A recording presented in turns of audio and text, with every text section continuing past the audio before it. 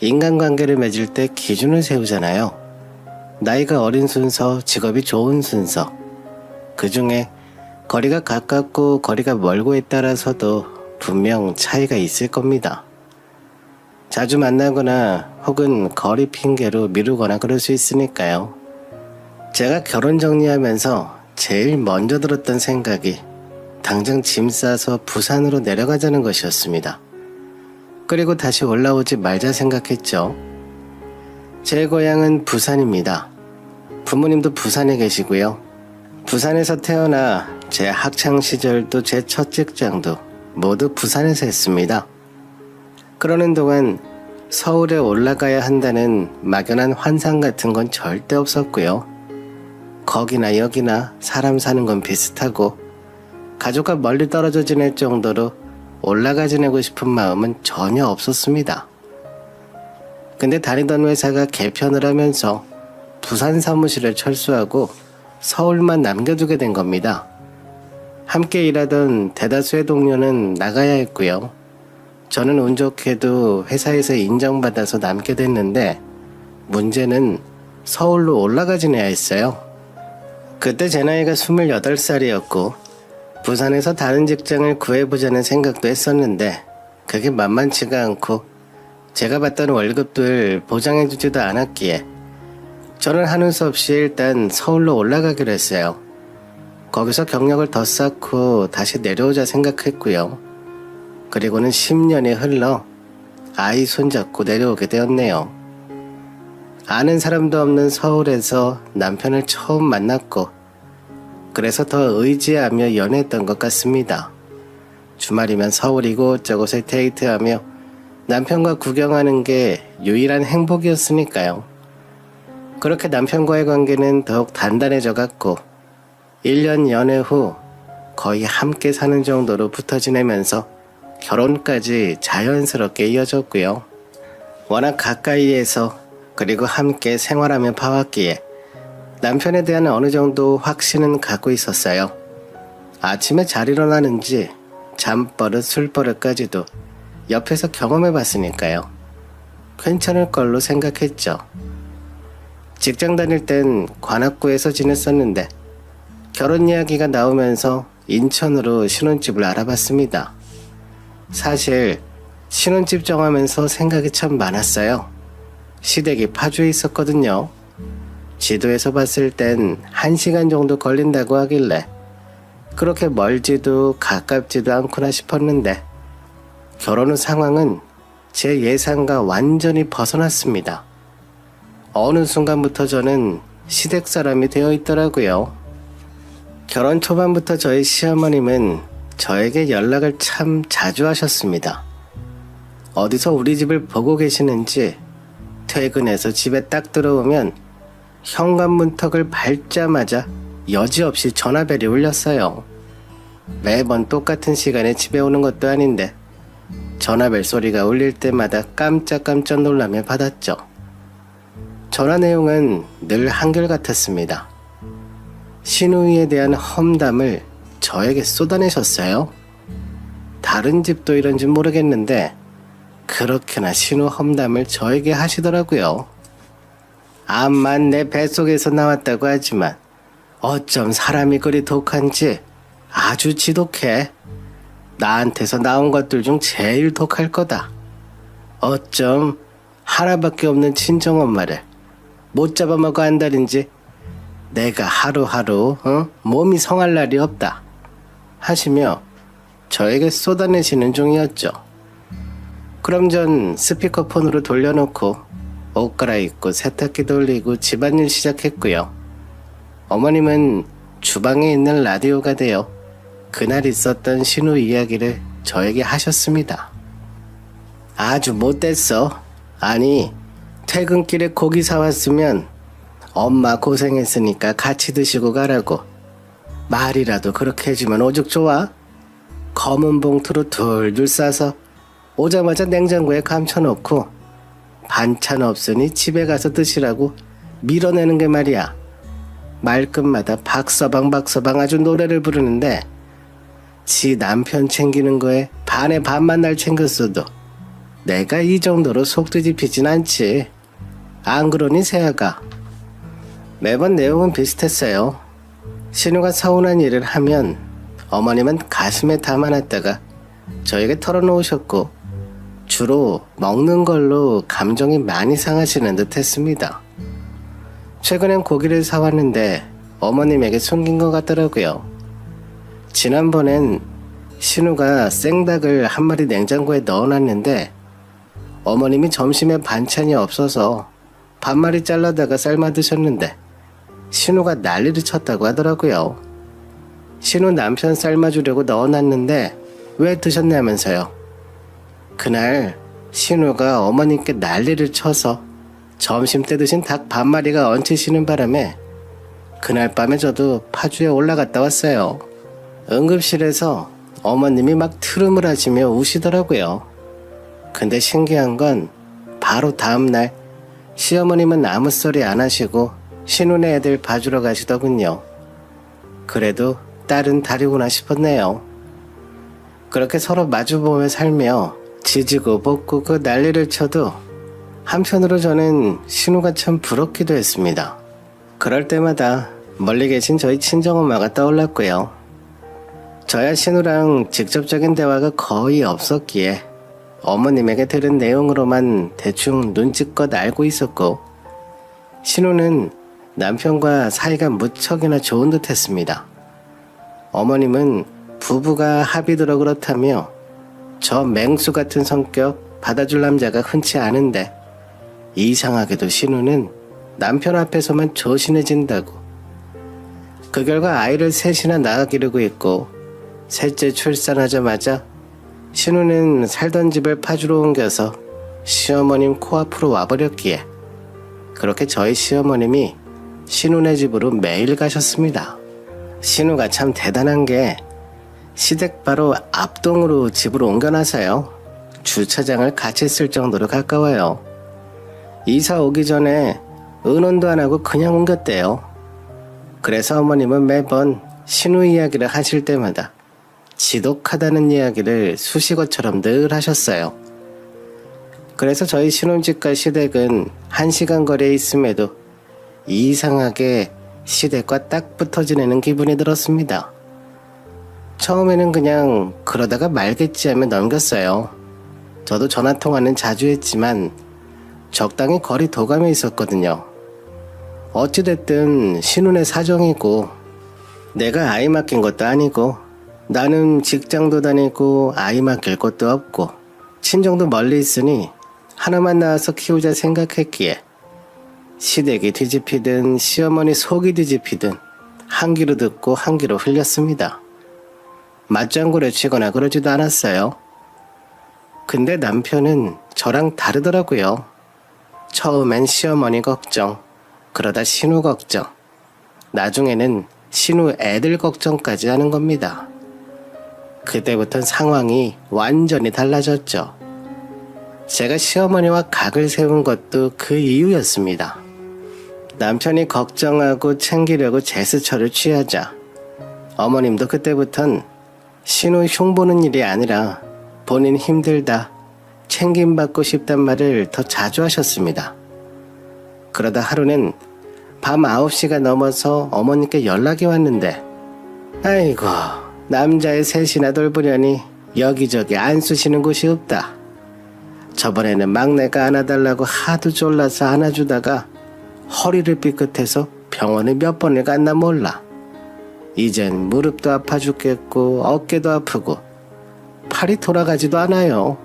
너무 기운이 없어서 영양제라도 맞고 와야 할 것 같은데 세아가 바쁘니까 내가 맞고 영양제값 알려줄 테니 돈 좀 보내라 하시며 병원비를 저에게 달라고 말씀하시길래 아픈 원인이 신우인데 그 돈을 우리가 드린다는 게 뭔가 앞뒤가 맞지 않는 것 같아서 제가 신우 이야기를 여쭤봤죠. 신우가 매달 얼마씩 드리는 걸로 알고 있는데 돈이 부족하시냐고. 그땐 제가 조심스럽게 여쭤봤어요. 그러자 어머님은 목소리 톤이 확 바뀌시며 얘는 그거 얼마나 된다고. 수고비 주면 뭐해.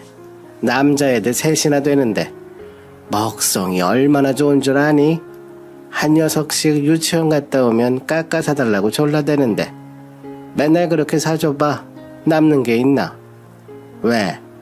시애미가 영양제 맞겠다고 하니까 돈 아까워?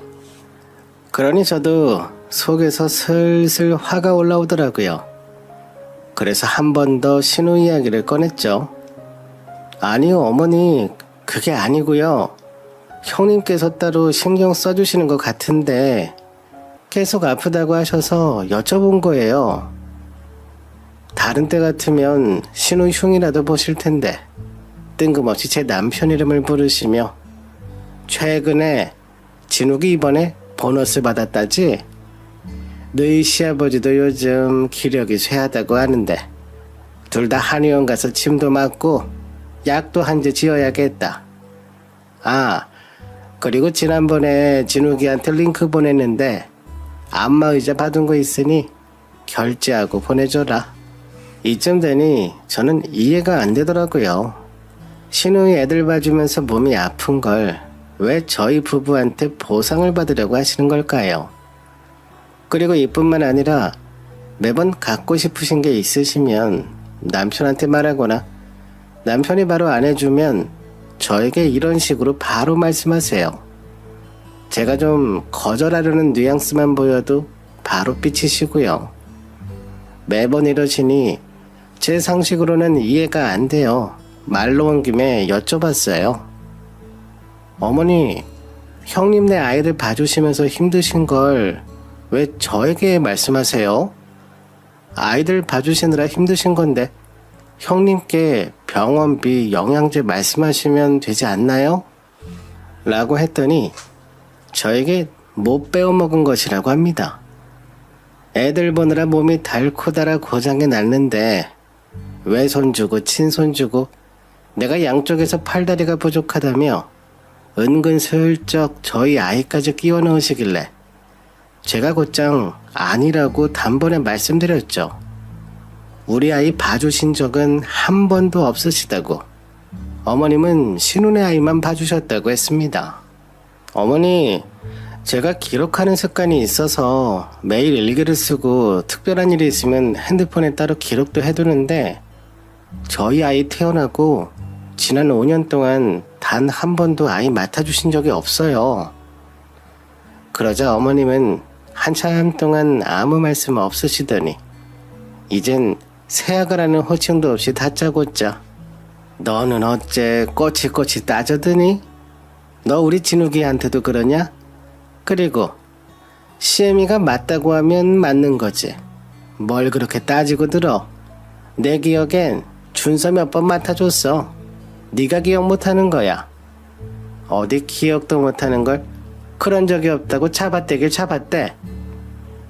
그러더니 전화를 뚝 끊어버리시더라고요. 그날 저녁 남편이 오더니 저에게 화를 내면서 어머니 머리 싸매고 몸 좀 누웠다면서 저를 나쁜 며느리 취급하더라고요. 그리고는 며칠 뒤 남편이 퇴근하자마자 현관문부터 어머님 이야기를 하며 오더라고요. 당신 오늘 엄마랑 무슨 이야기 했어? 대체 뭐라 했길래 엄마가 저리 난리치시는 건데 운전하는 내내 정신이 하나도 없어서 엄마 아프시다는데 당신이 뭐라 했다면서? 왜 그러는 건데? 엄마 가뜩이나 누나네 애들 때문에 힘드시잖아. 그동안 잘 받아주며 지내더니만 갑자기 왜 그러는 거야? 그래서 저도 그날은 다 이야기했죠. 난 아닌 건 아니라고 말했을 뿐이야. 예전엔 본인 딸 흉만 보시다가 끝나신 거고 이번엔 돈 달라고 하시니 예전과 같을 수 없지. 당신도 알다시피 어머님이 형님네 애들 돌봐주시느라 준서 한 번이라도 봐주신 적 있어? 근데 병원비를 왜 우리가 내야 되냐고?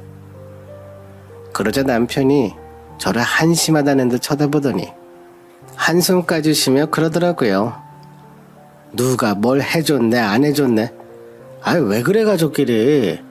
뭘 그렇게 계산하고 따지고 그렇게 살면 서로 피곤하기만 하지. 그냥 엄마가 몸이 아프신 거잖아. 거기에 누나 이야기가 왜 달라붙어? 애들이 많잖아. 애가 셋이잖아. 그러니 힘들지. 남편이 그러니까 저도 좋은 소리가 나갈 수 없었죠. 그 다음 제가 할 말은 너무 뻔하잖아요. 누가 애를 셋이나 낳으래? 나 육아휴직 끝내고 복직한 지 얼마 안 됐을 때 춘서 갑자기 어린이집 생활하고 자주 아파서 난 회사에 눈치 보면서 연차 내고 반차 내고 나 그렇게 다녔어. 저도 그날은 물러서지 않고 조목조목 반박하자 남편은 고개를 저으며 그냥 방으로 들어가 버리더라고요. 늘 그런 식이었어요. 우리 부부는 문제가 없는데 자꾸 시댁일을 끌고 우리 집안까지 들어오면서 잘 지내고 있는 부부 사이를 뒤흔들어 놨죠. 항상 대화의 끝은 한숨 그리고 침묵이었습니다. 그리고 남편은 거의 일주일 동안 본가에서 출퇴근하면서 어머니를 돌봤다는데 알고 보니 병원 가서 영양제 비싼 거 좋은 거 마치고 홍삼 들어간 영양제 사다 바치고 어머니께서 먹고 싶다는 건 다 돌아다니면서 저녁마다 외식도 나가고 지극정성을 다하고 왔더라고요. 그러면서 저한테 하는 말이 당신 때문에 어머니 화나신 거 내가 겨우겨우 풀어드리느라고 엄청 고생했어. 제발 어머니 말에 토달지 좀 말고 그냥 네 하고 살자. 너 때문에 더 피곤하다 정말. 그 순간 제가 눈에서 불을 뿜자 남편은 자기도 좀 심하게 말했다 싶었는지 할 말이 없던 건지 아무 말 안 하고 방으로 들어가 버렸어요. 저는 너무 분하고 억울해서 눈물만 나오더라고요. 그렇게 한동안 냉전 중으로 서로 말도 안 하고 지내던 중 시부모님의 결혼기념일이 다가오더군요. 우리 결혼기념일도 챙긴 적 없는 남편이 부모 결혼기념일은 내가 왜 챙겨야 하나 싶어서 현타가 오더라고요. 그래서 이번에는 연락도 꽃다발도 안 보내려고 했어요. 그런데 이번엔 시누이가 전화를 하더라고요. 올케, 이번 부모님 결혼기념일은 광화문 가서 한복 입고 사진 찍고 오자. 지난번에 올케가 엄마한테 잘못한 것도 있으니 이번 기회에 좀 풀어드려봐. 그런 건 내가 중간에서 눈치 있게 잘하잖아. 나도 다른 집안에서 며느리라서 올케 마음 잘 알아. 엄마가 서운하다 어쩐다 해도 나는 항상 올케 편만 들어주고 있다고 하면서 신우가 말하는데 저는 순간 등골이 오싹하면서 어머님 목소리가 환청처럼 들리는 것 같았습니다. 한동안 저에게 연락하신 적이 없었거든요. 그리고 갑자기 신우가 자기 엄마를 챙기려 한다? 그건 분명 저랑 통화하신 것처럼 신우에게 전화해서 제 흉을 잔뜩 보는 것 같았어요.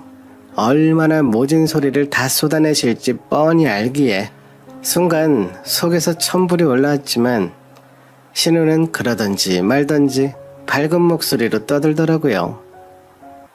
아니 엄마가 TV에서 뭘 보셨는지 얼마 전부터 엄마가 가족 사진 겸 한복 입고 사진 찍고 싶다 하셨거든. 간 김에 다들 한복 입고 가족 사진도 찍고 그러면서 묵힌 감정도 풀고 좋은 게 좋은 거잖아.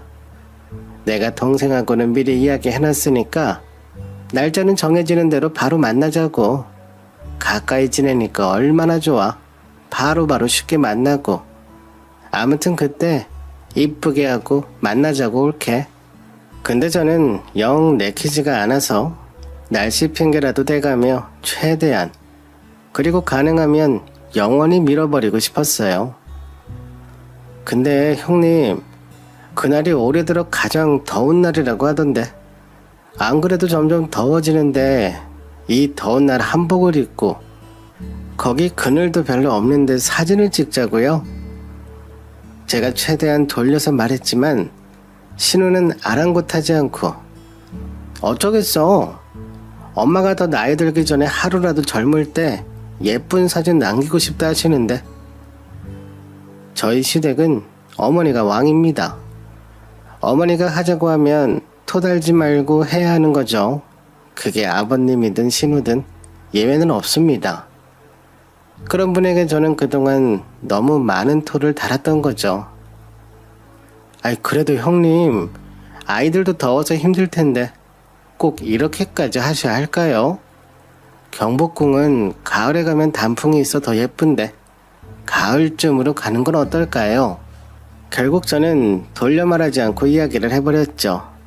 그러자 신우는 목소리가 확 바뀌며 저에게 훈계질을 하기 시작하는 겁니다. 옳게, 내가 이 정도 웃으면서 이야기하면 눈치껏 알아들어야 하는 거 아니야?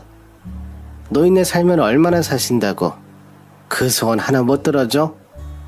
애들 핑계가 아니라 올케가 가고 싶지 않으니까 더위 핑계 대면서 미루는 거 아니야.